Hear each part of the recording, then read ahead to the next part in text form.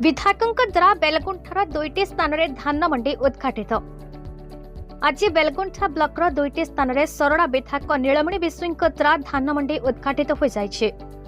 प्रथमे बेलगुंठा सेवा समवाय समिति अनुकूल धान मंडी को सरड़ा विधायक नीलमणि विश्व आनुष्ठानिक भाव उद्घाटन करथिबा बेले ए उद्घाटनी कार्यक्रम में बेलगुंठा नगरपाल फिरोज कुमार सेठी, कार्यनिर्वाही अधिकारी सामंत विश्वंबर महापात्र, तहसीलदार कलाकृष्ण प्रधान, सेवा समवाय समिति सभापति संतोष कुमार सुबुद्धि, संपादक कृष्णा कुमार डाकुआ, उपसभापति नमिता जेना, बेलगुंठा शाखा परिचालक कमलेश गौड़ प्रमुख अतिथि भाव जोगदे।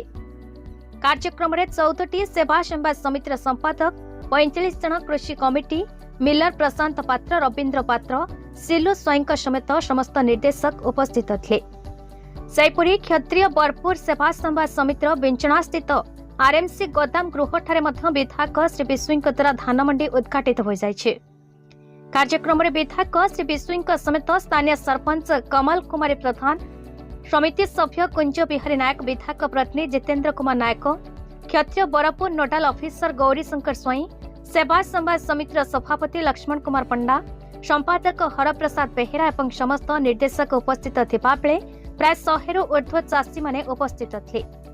आज दुईटी मंडी उद्घाटित होइतबा बेले ब्लॉकर अन्य स्थान में मध्य खूब शीघ्र मंडी खोलाजिब बोली तहसीलदार कलाकृष्ण प्रधान प्रकाश करिसेंति। बेलगुंठारू सुशांत कुमार बेहेरांक रिपोर्ट, बीई न्यूज ओडिशा।